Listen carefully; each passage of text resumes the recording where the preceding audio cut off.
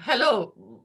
Let me thank, first of all, Mr. Werner Obermeyer, Eva, and Vida from WHO Academy for making it this possible.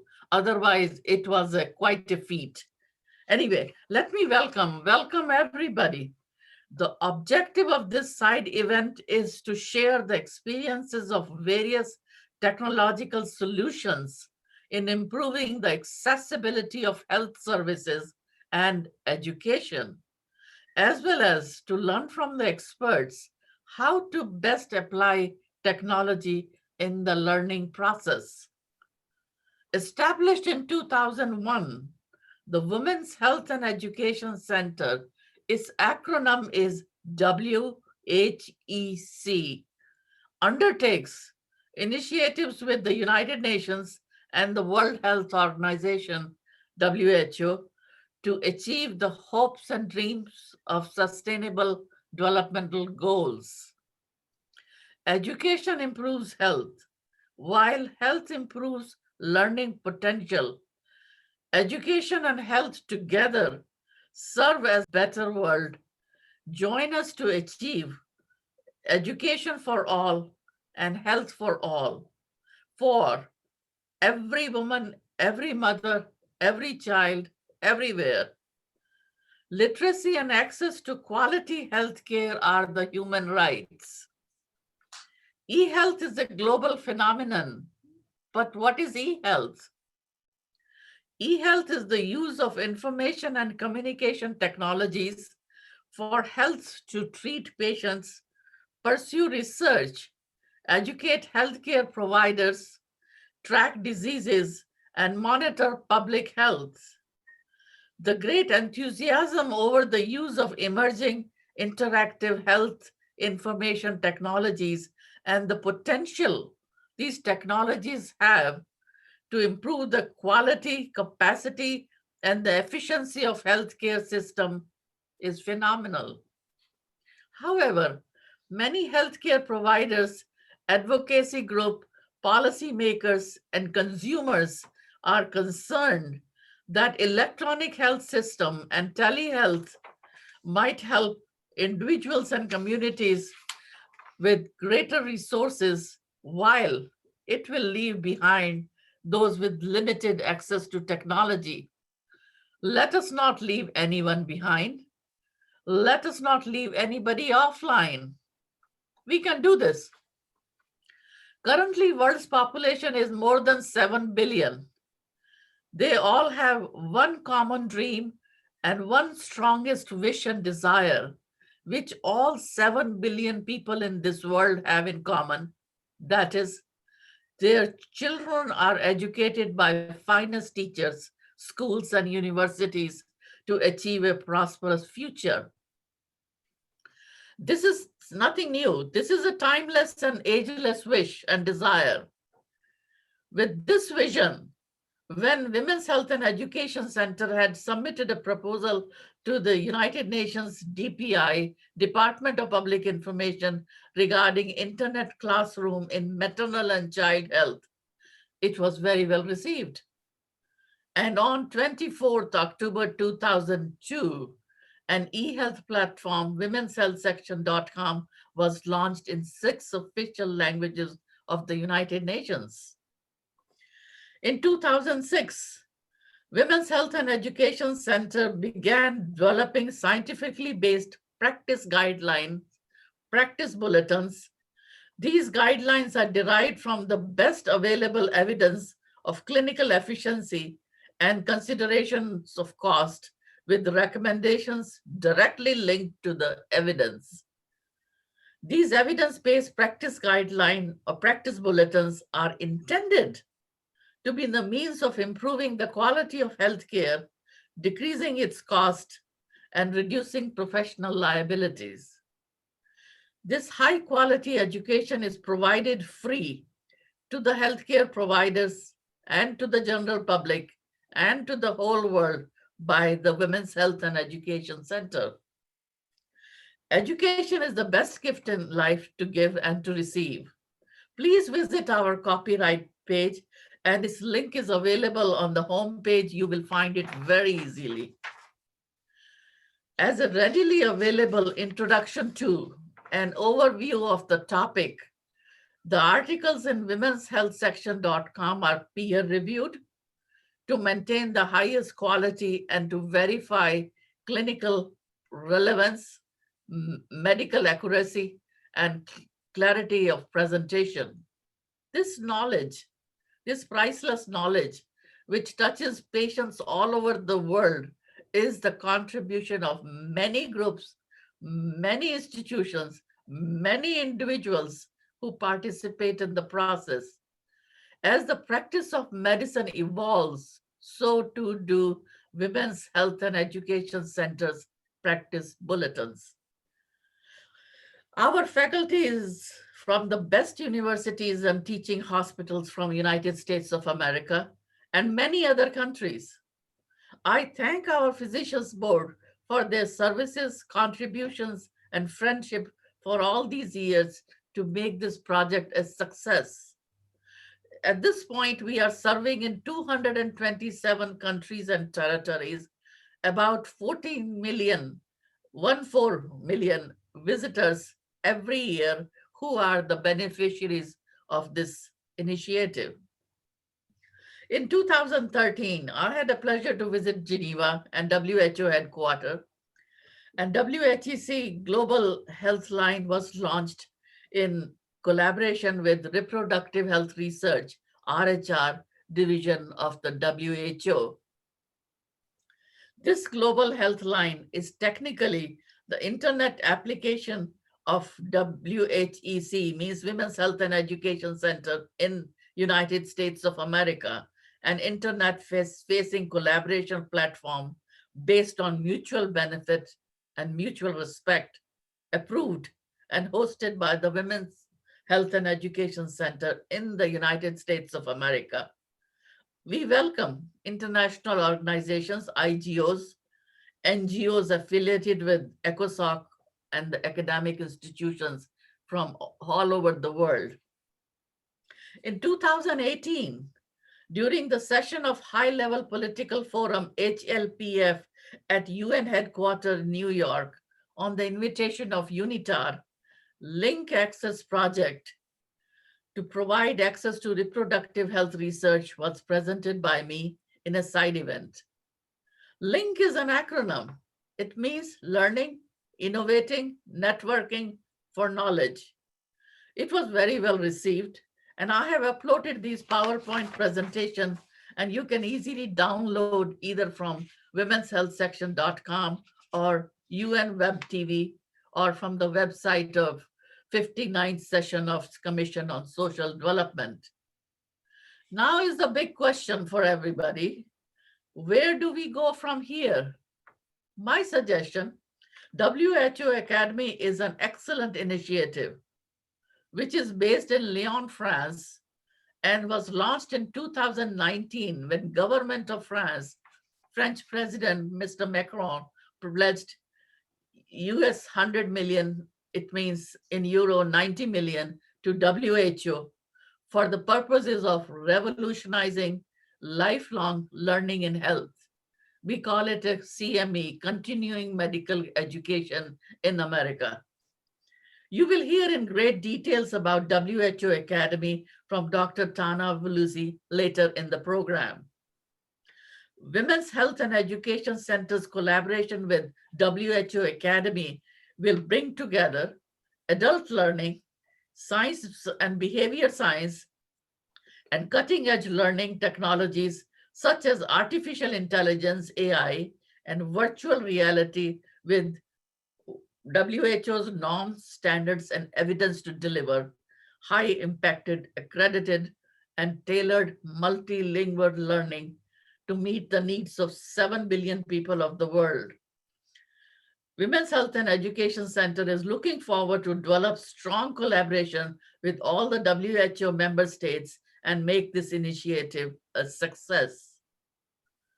Proceeding in this way, that not only strengthens capacity, but also preserves cultural integrity and increases the access to such technologies for those who need it most must remain the goal.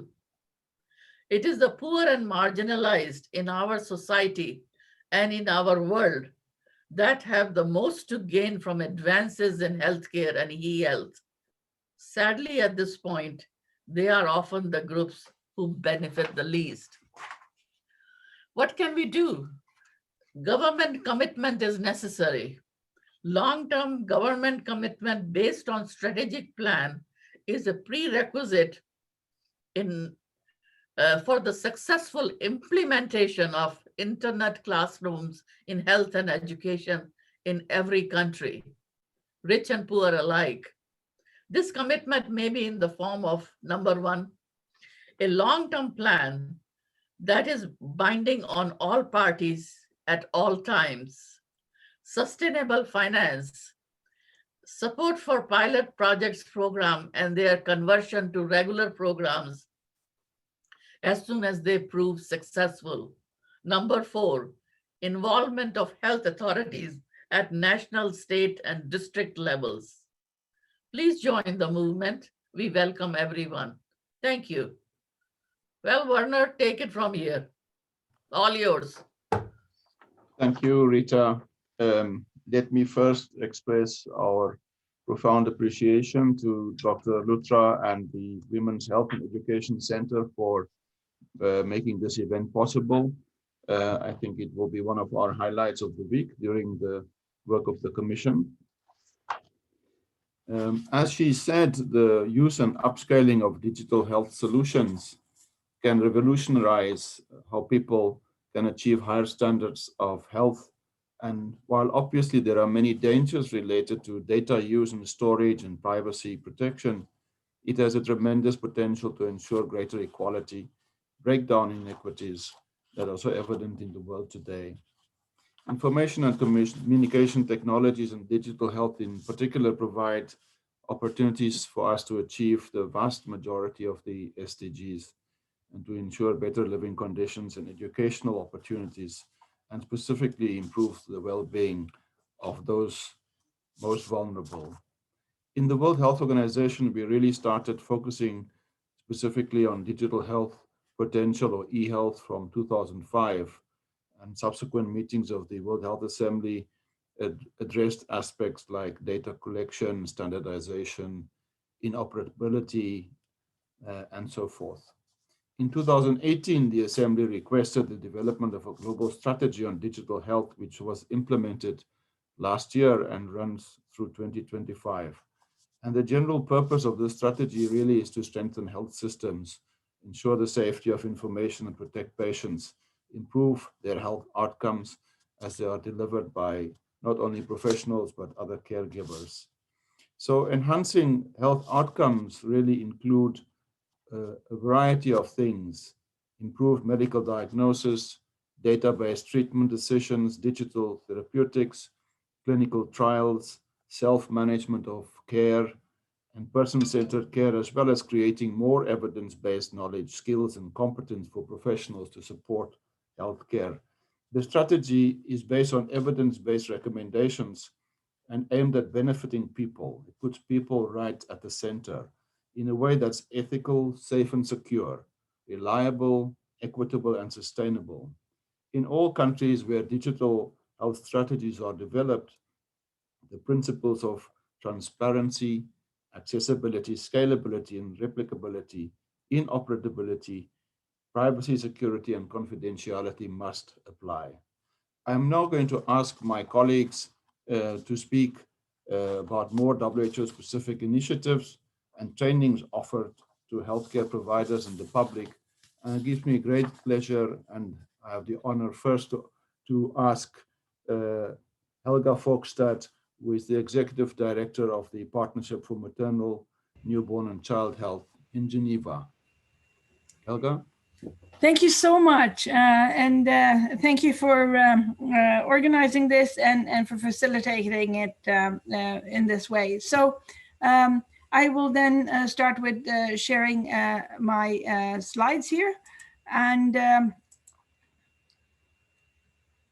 this will then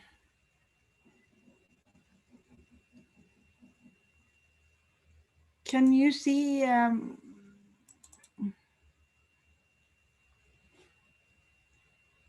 Can you see this now? You can see it. Yes. Okay, great. So I'd like to start with securing the health and well-being of women and children and adolescents is the greatest endeavor of our time.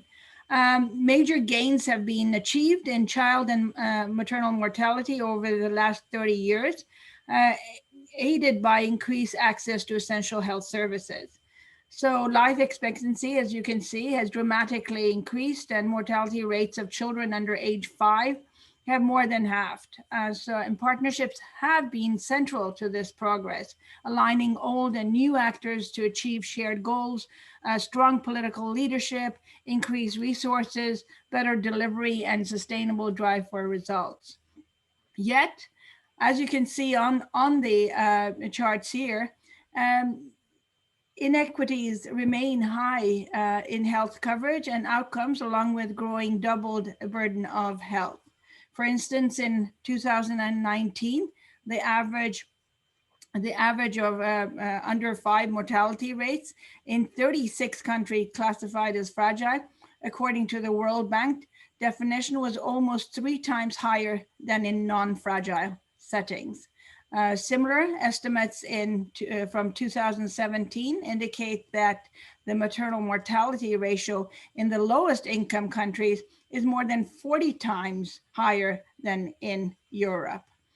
This is pretty significant. Moving on, we can see the impacts of COVID.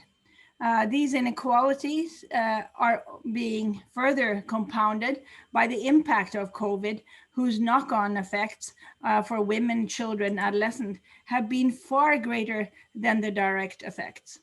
And as you can see from the screen, the World Bank forecasted 5.2 contraction in GDP, and the UN has estimated 71 million people are being pushed back into poverty.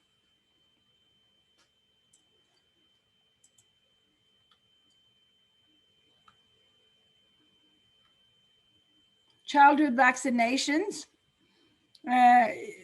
Most disrupted services among the countries studied, with a significant drop in number of children fully vaccinated. In Liberia, we have a 35% drop, Nigeria 13% drop, and Afghanistan 11% drop.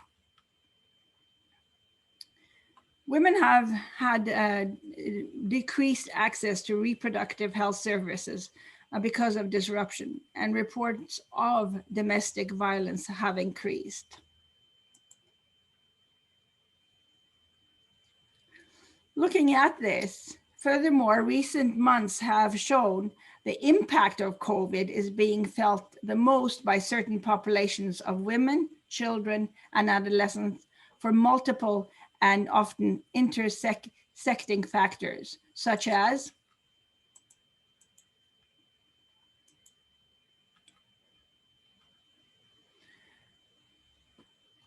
marginalized and excluded, dependent on informal sector for income, live in areas prone to fragility, insufficient area to social and health services, lack of social protection, and limited or no access to technologies. These are pretty serious in regards to felt areas. In going back now, we would like to see a little bit more in regards to digital technologies and their roles. So what is it that we then find out in regards to digital technologies? And the data it generates offers unprecedented opportunities to improve the effectiveness of health systems, to empower individuals to manage their own health, and to support partnership organizations such as PMNCH in organizing and mobilizing their members for effective joint advocacy in innovative ways.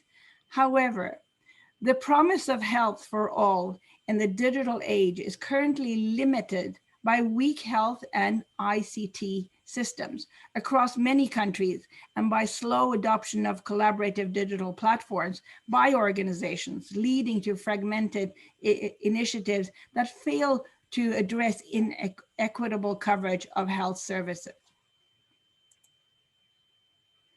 So many women, adolescents, and children are not yet benefiting from digital transformation in health.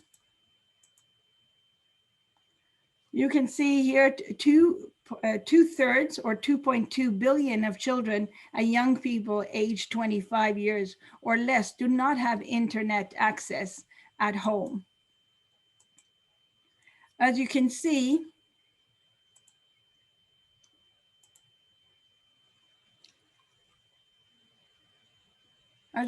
here, there is a significant gap between high income and low income countries when it comes to internet access, with 87% coverage in high income countries compared to 6% in low income countries, respectively. The digital divide itself is also contributing to health inequities. Digital tools and approaches are not always designed with the particular needs of women, children, and adolescents in mind. And to respond to these needs, PMNCH has come together with a number of other partner organizations, such as Botnar Foundation, PATH, and others, to establish the Transformation Health Coalition.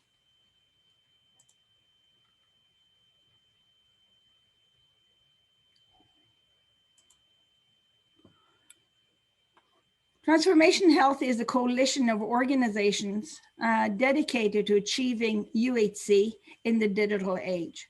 Transformation Health campaigns for and collaborates with individuals and communities, particularly women and young people, who would benefit most from the digital transformation of health, as well as the governments, organizations, and institutions committed to accelerating the adoption of use of digital technologies and data for improved health.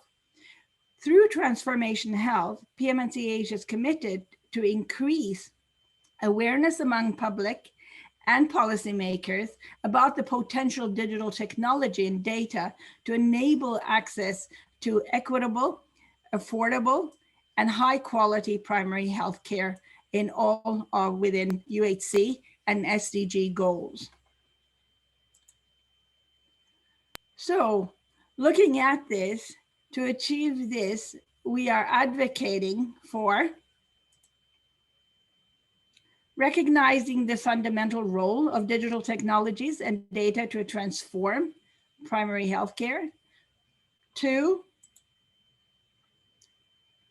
data governance framework that will allow for the full, effective, and use of health data while safeguarding data privacy, ownership, and security.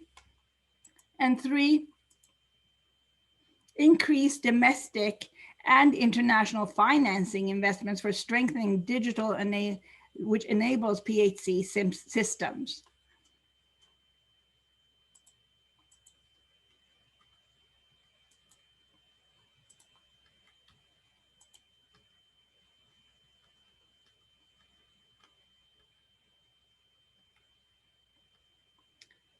This takes us then to what we at PMNCH are doing. In particular, are committed to advocating for digital solutions and innovations that can help transform health and well-being of women, children, and adolescents. But that's not all. We are also cognizant of the role digital tools can play in making PMNCH more fit for purpose. Over the past 15 years, the partnership has consistently demonstrated its power to achieve exceptional results. However, with 10 years remaining to achieve the SDGs and a global pandemic impending progress, old ways of working will be insufficient.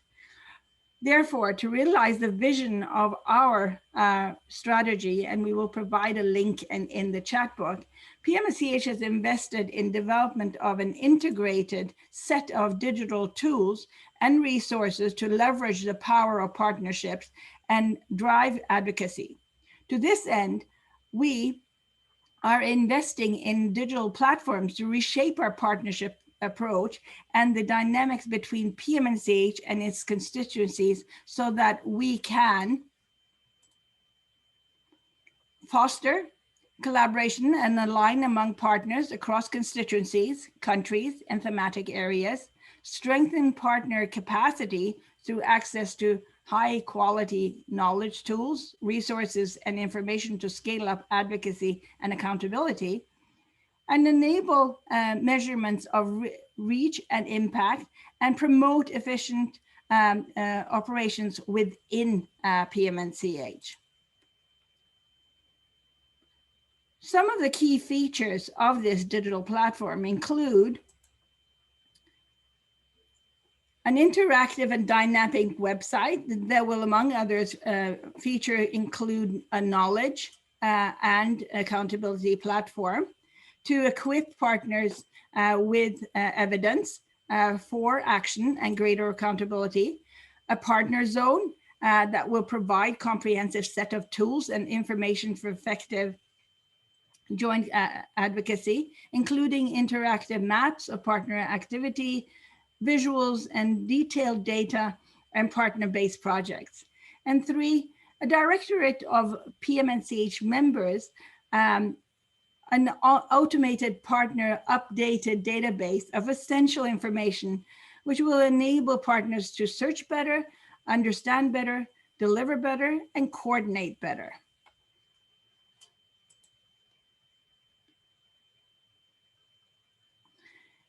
We hope these efforts and use of digital tools will create new opportunities for stakeholders to join platforms to which they may previously have had little access to. However, we are well aware of the digital divide and are therefore in parallel prioritizing partner-based research, design, and participatory feedback processes that recognize local communication practices and solutions and scale up support for them.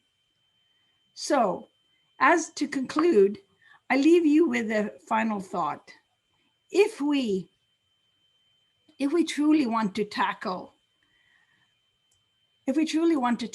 inequities and make this a better and fairer world for women, children, and adolescents, we need to be much more inclusive in our efforts to engage women and young people in the thinking, design, and use of digital technologies and solutions. Thank you. Thank you very much, Helga, for that thought-provoking presentation. I was struck by the highlights you drew from the impact of the pandemic specifically, which will be felt, I think, for many, many years to come, unfortunately. It's now my pleasure to introduce my colleague, Eva Jägeler, who is the technical officer at the WHO office in New York. And at the same time, I want to apologize for those who may not be following this meeting in English. We do not have any translation. But there will be a recording available later by the Commission. And so it can be watched again, maybe in slower speed to help with the digestion. Eva? Thank you very much, Werner. And I would also like to express my sincere appreciation to Dr. Ludra and the Women's Health and Education Center for organizing this event and for including and inviting us to take part in it. I will now try to share my screen.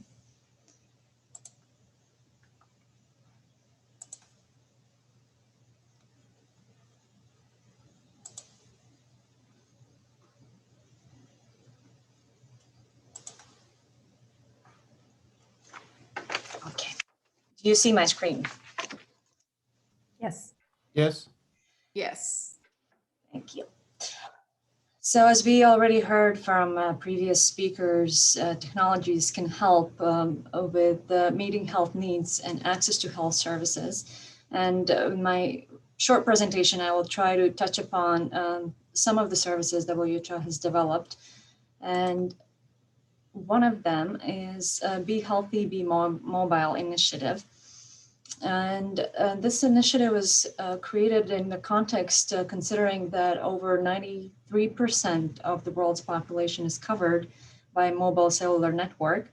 Hence, WHO in collaboration with ITU set up a Be Healthy, Be Mobile initiative. And the main aim of this was to work with governments in scaling up mobile health services, which can actually reach millions of people considering the wide coverage of mobile cellular networks. And this initiative uses mobile phone technology to deliver non-communicable disease prevention and management information directly to mobile phone users. And it also strengthens health systems by providing training to health workers. And some early evaluation is showing that Be Healthy, Be Mobile programs are already impacting positively on users' health. And this is just showing currently that we have reached almost 4 million citizens with SMS programs and over 13 million chatbot users with crucial information on COVID-19. And just to give some examples in the work in the country settings, there are over 2.1 million people that are registered in India's mobile tobacco cessation service, and over 8.5 million messages have been sent through the M-Diabetes program. And in Zambia, for example, more than 1 million messages were sent to raise awareness of cervical cancer. And one of the more recent additions is the mobile hypertension program, which delivers education and supportive strategies to make healthy lifestyle changes and choices. And this is using text messaging, mobile applications, and telemonitoring. And another example of using digital technologies to promote health is Access Initiative for Quitting Tobacco, with a tobacco cessation facility that I mentioned earlier in regards India's implementation. And this facility is set up to help the world's 1.3 billion tobacco users quit. And unfortunately, most of the 8 million tobacco-related deaths occur in low and middle income countries. And as you can see in the slide, although around 60% of tobacco users worldwide say that they want to quit, only 30% of them have the access to the tools that can help them do so. And so these our efforts in this are supported by various digital solutions, including Florence, which is WHO's first ever digital health worker and is based on artificial intelligence. And Florence helps develop personalized plan to quit tobacco and dispels myths around COVID-19 and smoking, and also recommends toll-free quit lines and apps. And I will try to show a short video and let Florence make the introduction.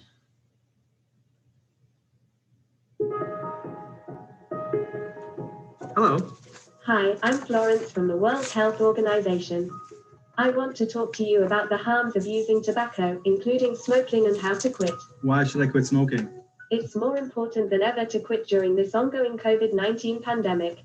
Smokers are more likely to develop a severe case of COVID-19. Well, I want to quit, but I've tried before and it's just really hard. I'm here to help. I can teach you proven techniques to help you quit, tell you why quitting is a good idea, and more. What would you like to talk about? Well, how do I quit? Congratulations. Being motivated to quit is the first step. The best way to quit is to build a plan. Are you ready to get started?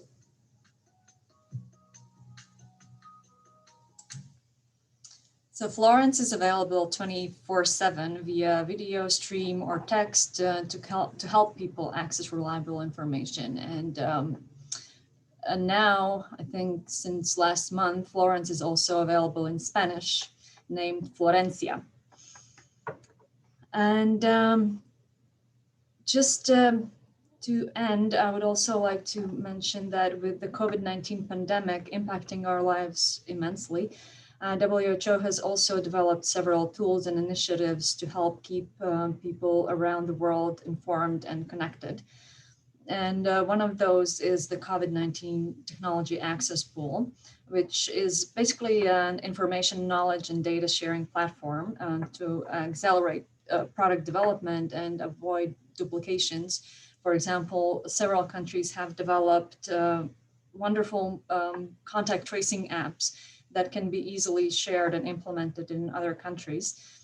And also early on already in the pandemic, WHO launched dedicated messaging services in various languages, bringing COVID-19 related information to billions of people directly. And this was done through WhatsApp and Facebook, as well as chatbots through Messenger and Facebook, and interactive chatbots on Rakuten Viber, as well as mobile-friendly dashboard on COVID-19 latest data visualizations, and so many more initiatives.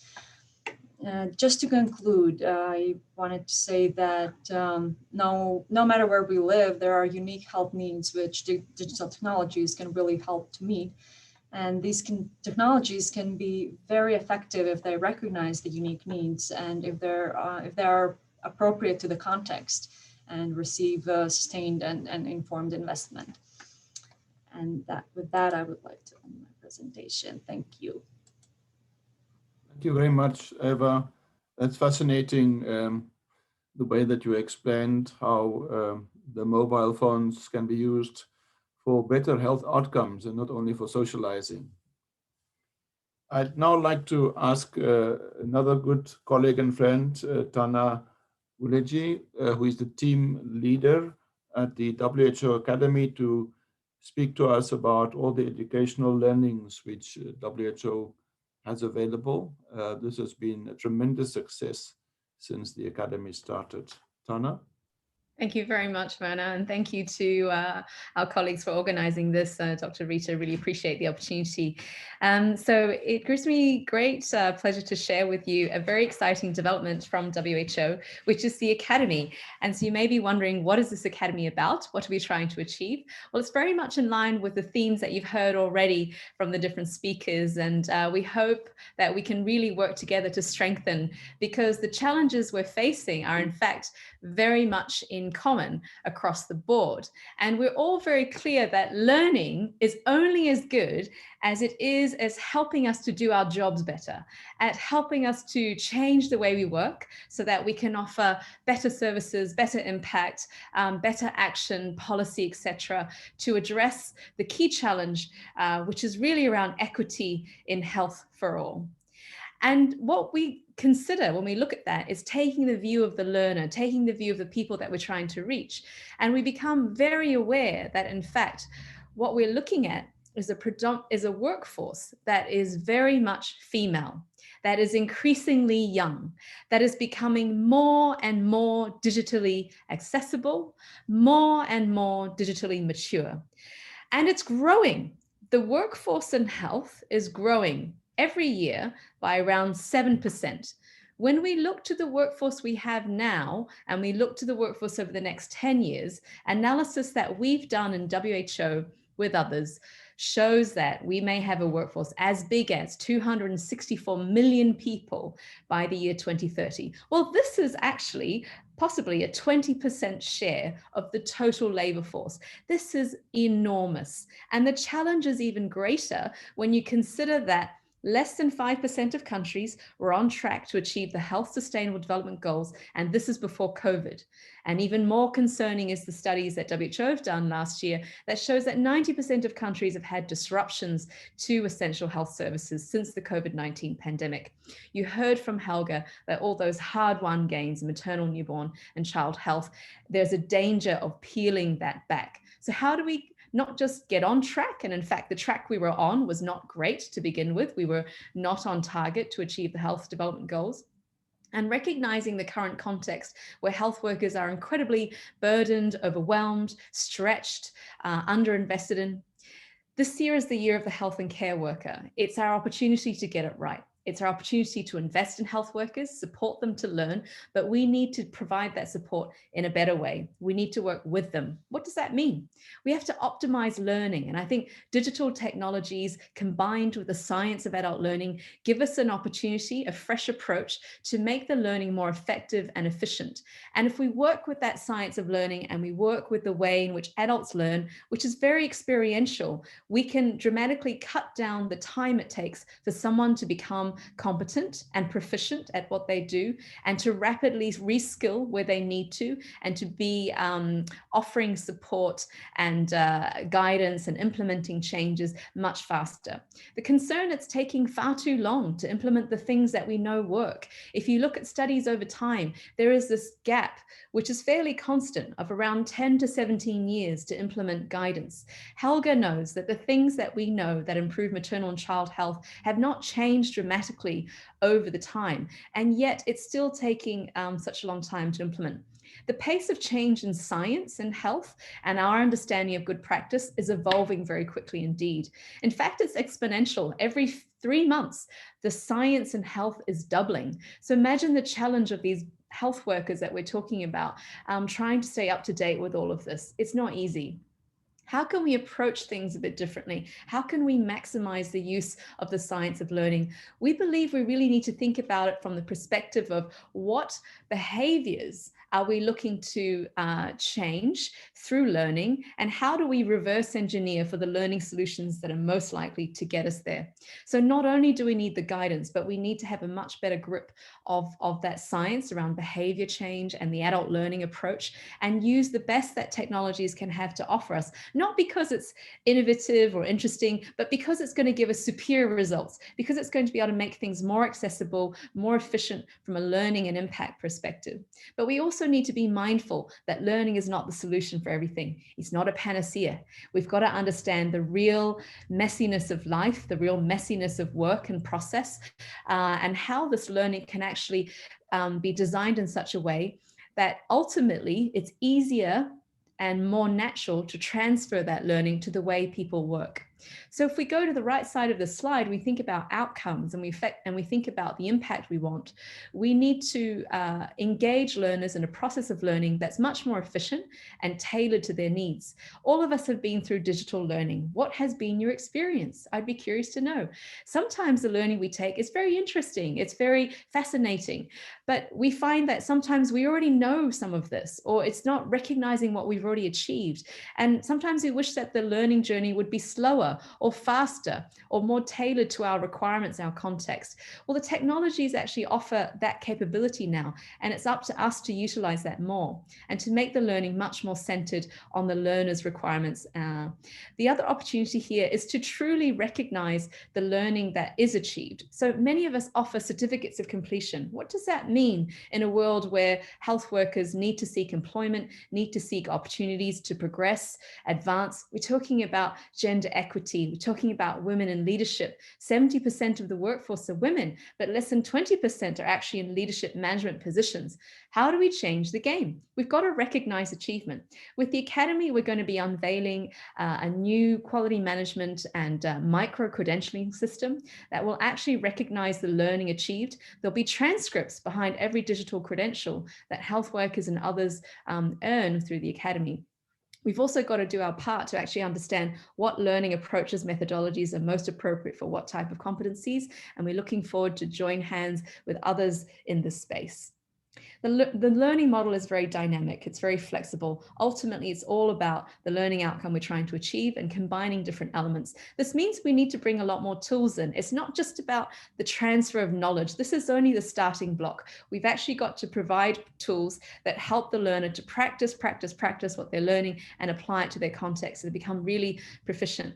The assessments have to mean something. Is it relevant to test recall, or is it more relevant to assess capability to actually perform? Learning is also social, and we have to think about, from a digital perspective, how do people access learning? Well, we surveyed people last year. We surveyed 22,000 health workers in the context of COVID to understand their needs and preferences. And we also surveyed many more thousands to understand their expectations of the academy and of learning. And what is interesting is that very few people, in fact, in low and middle income countries, it was less than 5% of them, that prefer to use laptops or computers for learning. And yet a lot of the e-learning that's designed is really focused on access through computers and laptops. How do we make learning go into the modalities or systems that health workers are most comfortable using, more likely to use? And that is predominantly mobile, more and more. But we also know that there will be people that we cannot reach now, and it may take time for those countries or those contexts or rural, hard to reach areas to achieve the level of digital maturity that's going to make digital learning really transformative for them. And what's the solution that's hybrid or blended? We're working on a portable learning lab, where that's academy in a backpack that can be deployed to hard to reach areas, can effectively offer offline access. People can still earn their digital credentials, still get their digital learning experience, but in a package that can be used in hard to reach areas, in disaster zones, emergencies, etc. And we're prototyping that right now. There are many benefits to the learner that we can offer by embracing digital technologies with the science of learning. I won't go through each one of these, but I think two things I really want to highlight here. Firstly, it's about designing with the learner. We have an opportunity with digital technologies to understand the needs of the learner, unlike opportunities we've had in the past, to really get to depths of what they need, how they need it, and why they need it, and so that we can provide a solution that supports them. The second thing I want to emphasize here is access and equity and scalability. With the digital technologies, we can do this in a way that's never been done before. We did a comprehensive mapping as an organization 2 years ago of all the learning we offer, and we found that we had 1,400 courses as an organization, reaching some 800,000 people. With COVID-19 alone, we see how huge the uptake has been of digital learning, and we think we need to go much further. Remember that early slide that I showed, that by 2030, we could be looking at a workforce of 260 odd million people. If we're only reaching a few 100,000 or a million people at a time, it's clearly not sufficient. We've got to go to a much bigger scale. With the Academy, we're targeting a reach of at least 10 million to begin with. Right now, what we've launched is an app. It's focused on COVID-19, but it provides a handy, easy to use tool that can also be used offline by health workers. They get updates when there's a new WHO guideline on COVID-19. They can see all the webinars that are going on, all the e-learning opportunities, as well as toolkits, and it's available in 7 languages right now. We also deployed in October last year, and there's a new innovation for WHO, an experiment really to use augmented reality that can provide a more immersive learning experience. So imagine having your own personal PPE buddy who appears in front of you. You can walk around him, he'll show you how to take the gloves off in proper detail, and this gives a new dimension to learning, and it's something we can explore even more. In December, we launched a mobile-based module targeting pharmacies who are now enlisted in many countries to ensure continuity of contraceptive family planning services. And it's supporting pharmacy staff to go through patient-based scenarios to build up their understanding of how to offer such services. And this month, we deployed a prototype of our portable learning lab in Somalia and Ethiopia.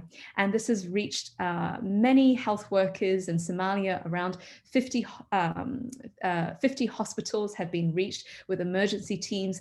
This is really drills-based practice on what to do when there's a mass casualty. And it resulted at the end of each cohort of hospitals actually changing their mass casualty management plans. And things that they've learned this week, the health worker teams in Somalia are going to be implementing from next week. We've got a lot more in store. These are the programs we're working on right now. They will be launched from May through to the end of the year. You can see they cover all different kinds of stakeholders, all different topics or areas of focus for WHO, from health emergencies, universal health coverage, health and well-being, as well as cross-cutting points. We've got a long way to go. We see and value the importance of partnerships. Our blueprint is going step by step in a very agile way. We're starting now, but we're really looking to scale up from 2023 onwards. And partners are key. We're in an ecosystem together. We're targeting the same people. How can we leverage all of the strengths and capabilities and mobilizing digital technologies to help get us there? But as Rita rightly pointed out, not leaving anybody behind. Thank you. Thank you, Tana. That really was fascinating, and look forward to all those products that you're rolling out in the year to come. Rita, I think I now need to ensure some gender balance, so I'll be quiet for the rest of the meeting.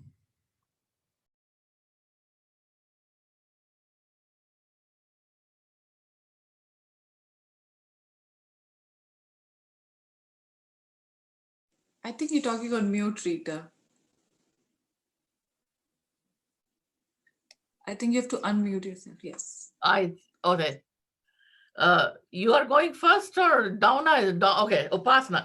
This beautiful woman is Upasana Chauhan. She's a main NGO representative of Women's Health and Education Center at United Nations.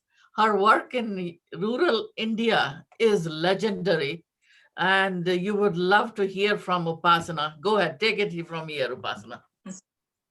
Thanks so much, Rita. I am nobody. I would just like to share my screen real quickly. Let me hang on. Let me make sure that. 1 second. I'm sorry, guys.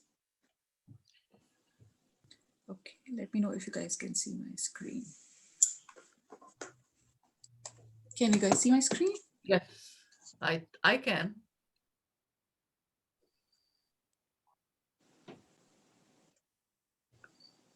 Okay, so I would really quickly first want to thank everybody, especially WHO and Rita, for taking your precious time out to have this discussion with us, especially in such hard days.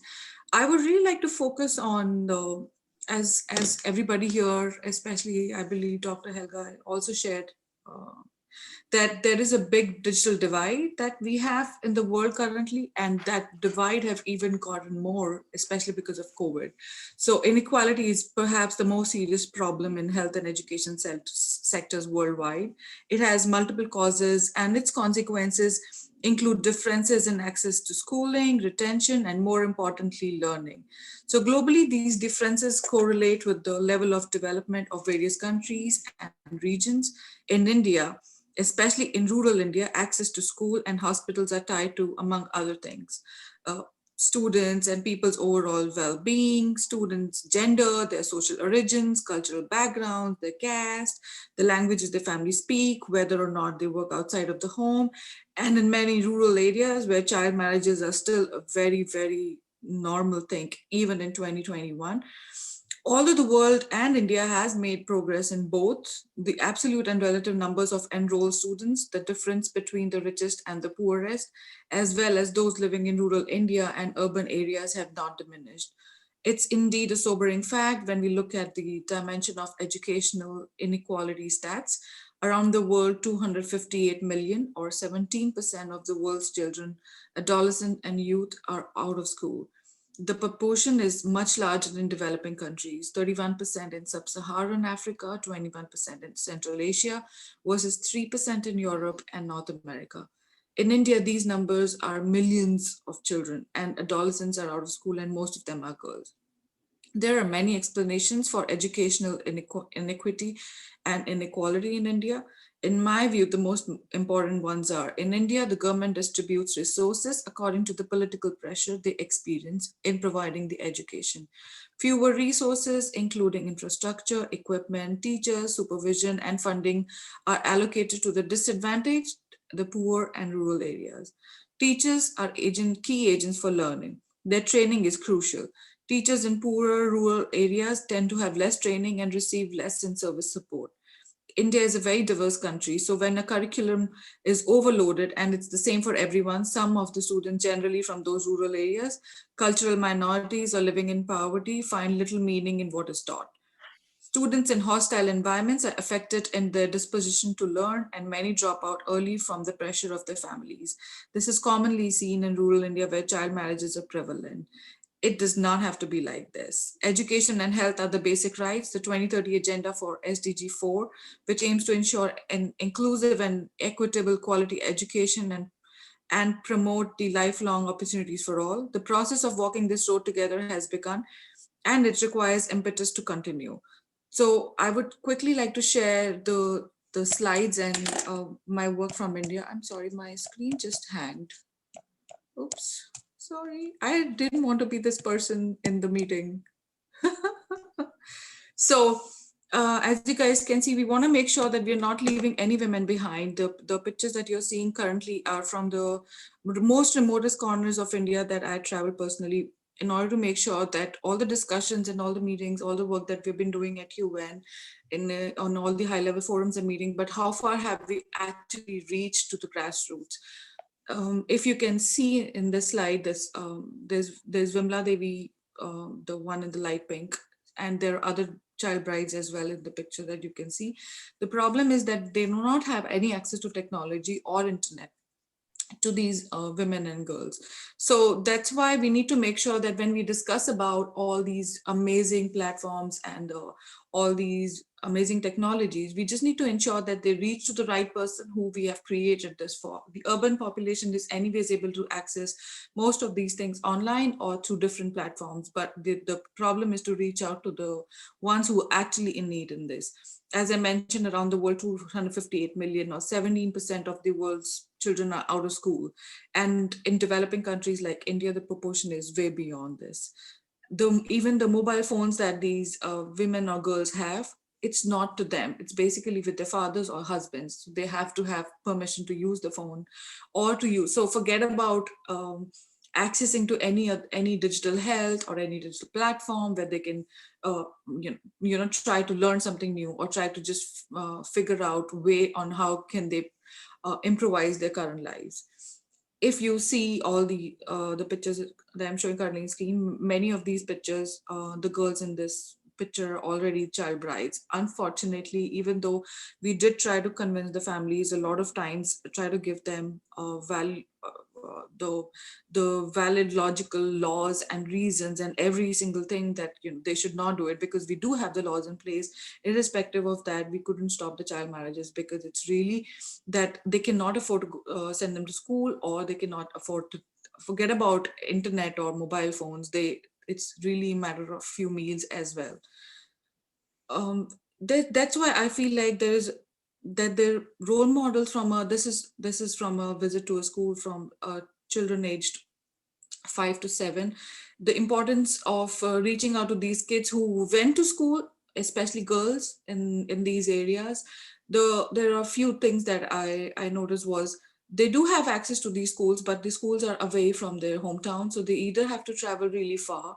Because of that, after the certain age of, let's say, 13 or 14, they either drop out of the school because there are no sanitary hygienes available in the schools. The public transportation is not safe anymore. The kids also in these schools, they have to really please their families and plead them to be able to send them to school. So whenever they go to school, if you ask them what do they want to grow up become when they grow up, their answer would be teacher, because that's the only role model that they have seen in their lives except their mothers. So that's why it's really important that we need to have this conversation from a very young age of even with 5 years old, and with both boys and girls. Because if you would see statistically, after age 5, the gender divide starts right after from that age. So it's very imperative that we need to have this discussion with girls and boys from that age. Child marriage, as you can see, of course, we have to discuss this in this world today. I mean, it's a shame, but we still have to. The child marriage is second highest in the world. India have 12 million married children under the age, which is population of New York plus LA together. The government do have laws in place so that childs go to school instead of getting married. They do not leave school, and so that they go and get but the problem is that even though the laws are in the place, there are many other social norms and practices and cultural things that the families have to follow. As you can see in this picture as well, the girl holding the small baby, they have to take care of the families, or either they get married or very, very early on the age. As soon as they hit puberty, they're off the hook. So the government in India have a law that the wedding cards in the state of Rajasthan are mandated to have the date of birth printed on the wedding card of bride and groom, but nobody is really validating the birth certificates of the child. So even if you are going to get the card printed, even in that perspective, even if there is a law, there is always a way to fool around. So because of this, the rates of child marriage is 65% in Rajasthan. So when we say this, so you can absolutely count all these 65% girls out of the any education curriculum, any access to internet or phone, because once they are married, they anyways, before getting married itself, they don't have any rights. After getting married, they have absolutely none. I would really like to bring hope to this discussion and not be all negative, but I loved this grandma that I met there. She was 85-year-old. She really nailed and inspired everybody around her. The buffalo that you see behind her is her key to success, I would say. She's basically using her son's mobile phone to use the digital banking in that part, and she's using the buffalo's milk to sell the dairy products. And from there she has now, because now she has been successful, now she has inspired other younger women in her village as well, so that now they can also have, so now they're taking the loans from the bank to buy a buffalo or a cow, and then from there they are using they are selling the dairy products, and they get the text on their mobile phones, and then through that they're using the digital e-banking. Sometimes, of course, once in a month or twice a month they have to go to the bank, but they have to depend upon men of the village, of course, to go to the bank. Especially if wives have to depend on their husbands, then husbands right outside the bank, the husbands to take the money from you. So that is another challenge that we have to say. So some ground reality facts is that women are not only working at home, but also in the farms, and men, I'm sorry to say, but work nowhere. They're really sitting under the tree playing cards or doing whatever. And every village is want to have a CWC, which is a Child Women Committee, with a female on board, but that representation is just mandated by law. So the husbands will put their wife's name as a female on board, but the husbands are still representing it. They don't let the women leave the house to actually go attend those meetings. There's obviously, again, there's religious wise the division of laws and acts, so the unity is completely missing in fighting the problem here. And women help desks they have in the police stations, but they all have the male cops. So even if you go to complain about something that you had, so it's really the male cops that are present there. So this is my last slide. I would like to just bring this attention to everybody that we need to ensure that the role of governments, UNs, and civil society is very, very key here. There have to be, we all have to work together on this one. There was a UNDP Sathin program in rural India to end the child marriage. It was running very successfully for 5 years, but the women in orange that you see here, she was going door to door to stop people to not to stop the child marriages. So she went to one of the such marriage and tried to stop it, but as a revenge, the father and the men of the house, basically they raped her in front of her husband.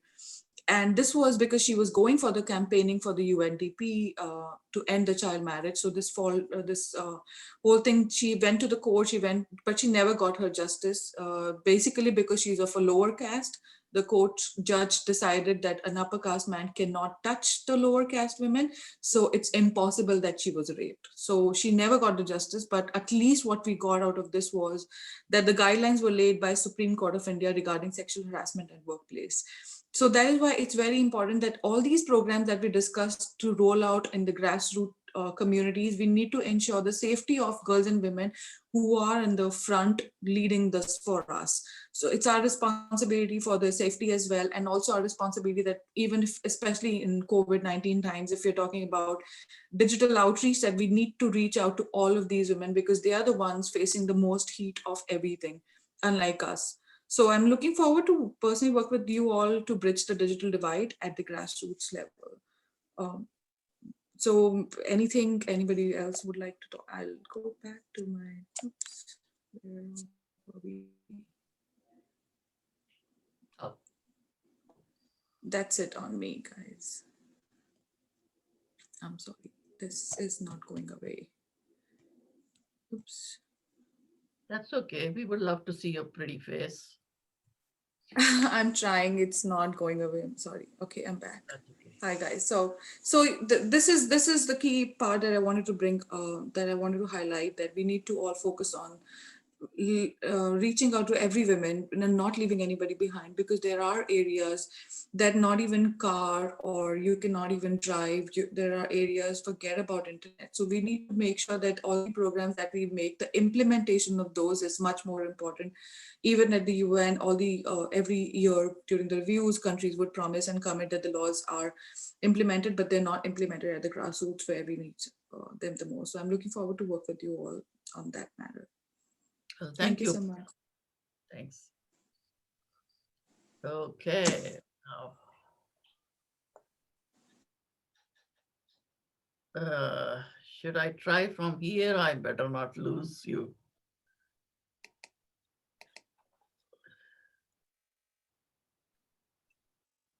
All right, how do we do?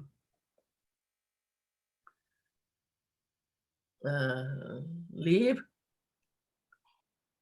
Boy, isn't the technology beautiful? Sorry. I think, Donna, you can start. I think you are unmuted. Oh, she's muted. Okay, here is, let me introduce Donna. Let me introduce Donna, my lovely friend. She had started her career in education sector as an English teacher and has contributed 4 decades of priceless work to improve the quality of education in Massachusetts. And for the people who do not know where Massachusetts is, it is in United States of America. She's a skilled writer and an excellent editor. She has won an award for the National Council of Teachers of English, Teaching of Writing. She has edited several books and received PhD in psychology. She's also actively involved with Massachusetts Teachers Association and editorial board member for Practice Strategies. In 2021, Women's Health and Education Center has plans to work with UNESCO to establish helpful school programs and to develop proficiencies in school system in languages and in STEM. STEM means science, technology, engineering, and mathematics. Donna, go ahead. Oh, thank you so much, Rita. And thank you to all my colleagues. I had hoped to be presenting this morning, but in truth, I have learned so much from each of you who have spoken before me. And it's been wonderful and uplifting. And I'll note some similarities, Upasana, to your talk in some of the quotes I've gotten from colleagues. This brief talk hopes to present a compelling idea that will benefit us all. The truth is, we don't yet completely understand the effect that living, learning, and socializing in a digital world is having on children. There is a lot of discrepancy, and it's not exactly clear because this is all brand new, according to Adam Pletter, a child psychologist and founder of the website iParent 101. He states, "We don't have the data, and we don't know exactly what the outcomes are. Much of the available science and research data centers around tweens and teens. Approximately 45% of American kids got a smartphone service plan between the ages of 10 and 12 in 2017. So what are we as a global society to do? It stands to reason that what needs to happen is for us in forums such as this one, this very morning, February 11th, 2021, to put our educated, scientific, and caring minds together to harness the World Wide Web for good outcomes for our children all around the world, and move forward the mission WIC has so successfully put forth to build the capacity to care. In health promoting schools, Dr. Rita Luthra suggests, if we consider what it takes to create health, the school becomes an ideal setting for action. Schools can help young people acquire the basic skills needed to create health. These so-called life skills include decision-making, problem-solving, critical thinking, communication, self-assessment, and coping strategies. People with such skills are more apt to adopt a healthy lifestyle. Each new generation of children faces health challenges, but those being dealt with by today's youth seem particularly daunting. Children at an early age are confronted by situations that require decision-making skills for preventative action. Cheryl Clapprood, police commissioner for the city of Springfield, Massachusetts, with over 42 years experience on the job, and someone who's working keeping children and their families safe, who I've long admired, says, "I have worked in the sexual assault, child abuse units for most of my career. Today's youth have been raised in difficult situations. It is even more difficult for them to get support from those who actually have their best interest at heart." That's where family differs from friends online or friends at school who try to tempt these kids. It's a generation missing out on someone who could lead by example or be a role model or place themselves behind the needs of the child. And that, Upasana, is where I really related to what you had to say about the Women's Help Desk at the police station. Cheryl Clapprood is, of course, a woman and has been on the job helping other women, children, and families for her entire career. Mayor Dominic Sarno of the city of Springfield, Massachusetts adds, "Technology can be a great resource to our children, but it must be coupled with social interaction and compassion. The connecting of the dots creates a full positive effect and well-rounded individuals." From Ambassador Mark G. Hambley, former US Special Representative to the UN Commission on Sustainable Development. He told me, "There has been a marked change in the impact of modern technologies on child development in many of the conflict zones I have worked over the past 20 years, especially in Iraq, Iraqi Kurdistan, Syria, Lebanon, the Sudan, and Gaza. With the widespread availability of mobile phones and advances in digital technology during this century, and particularly over the last decade, children and young adults have access to an entirely different environment than their older siblings, not to mention their parents and grandparents. In areas where schooling has been disrupted by fighting, drought, or disease, where schools have been attacked or closed, as it happened in Iraq or Mali, where entire university libraries and invaluable resources were looted and or burned, access to the web made a truly dire situation moderately manageable, with both teachers and students alike able to access material to enable them to continue their studies. Maureen Colgan-Posner, president of the Springfield Education Association in Springfield, Massachusetts, states, "The one thing that I would say is this pandemic has shown how technology cannot replace the human connection that is so important to our children. It can only fill some spaces. It can support education, but technology cannot teach. Only educators can do that."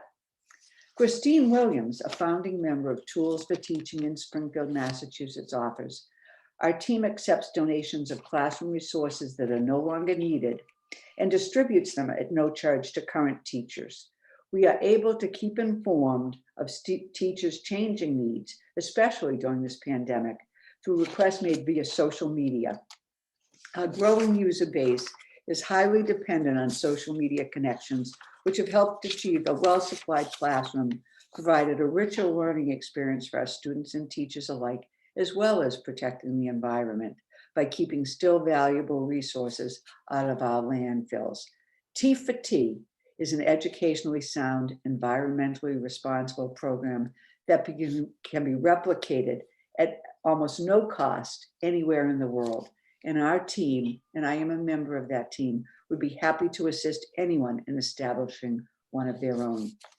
As you can tell from the comments above, the debate over risks versus pluses from children using new technologies can be polarizing, but few would disagree that this new century challenge is outpacing previous centuries' institutions and mindsets, especially when it comes to effective education strategies. The goal of the Women's Health and Education Center strategies on new technologies in child development is to define how the system will support the use of new technologies to accelerate the achievement of its mandates, particularly the 2030 agenda. We wish to bring developing countries into the digital era and to ensure that those developing countries can participate in global prosperity and become better positioned to support UN member states in making technology work for the benefit of all. No one is left behind. Once again, building the capacity to care, which is WIC's mission statement. We have some ideas for transforming the educational system powered by technology. In the United States, education is primarily a state and local responsibility. State and local public education institutions must ensure equitable access to learning experiences for all students, students with disabilities, English language learners, students in rural and frontier schools, and others. This is the law in the United States. Developed and developing countries face similar challenges when it comes to improving the education systems of their countries. A global action and collaboration will help both the developed and developing countries to learn from each other's successes and failures. We must turn ideas into action plans. The Women's Health and Education Center presents 5 goals that address the key components of this action plan. We are looking forward to collaborating with UNESCO in 2021 to achieve our common dreams and goals. 1, learning, engage and empower. The always-on nature of the internet and mobile access devices provides our education system with the opportunity to create learning experiences that are available anywhere and anytime. 2, assessment, measure what matters. 3, teaching, prepare and connect. Today's technology enables educators to tap into resources and orchestrate expertise across a school district or university, a state, the nation, even around the world. 4, infrastructure, access and enable. Students and educators need adequate broadband bandwidth for accessing the World Wide Web and technology-based learning resources. Productivity, number 5, redesign and transform. Education has not yet incorporated many of the practices other sectors regularly use to measure outcomes, manage costs, and improve productivity, a number of which are enhanced by technology. This starts by identifying what we seek to measure. Transforming our education system is an urgent priority. A call for global action is needed. Join our efforts. We welcome everyone. Together, we build the capacity to care. And thank you so much. Thank you, Donna. You did excellent. Well, Werner, I think our time is up. What do you think? Yes, I have not seen any questions or comments in the chat. So I think we may as well have to wrap it up. Okay, well, thank you, everybody. And thank you, Werner. And thank you, Eva. We'll see you again next year, hopefully in person. And thank you, Vida. You are the priceless person here. Thank you. Thank you very much to everyone. Have a good day. Thanks. Happy Thursday. Bye-bye. Bye. Thank you. Bye. Thank you. Thank you.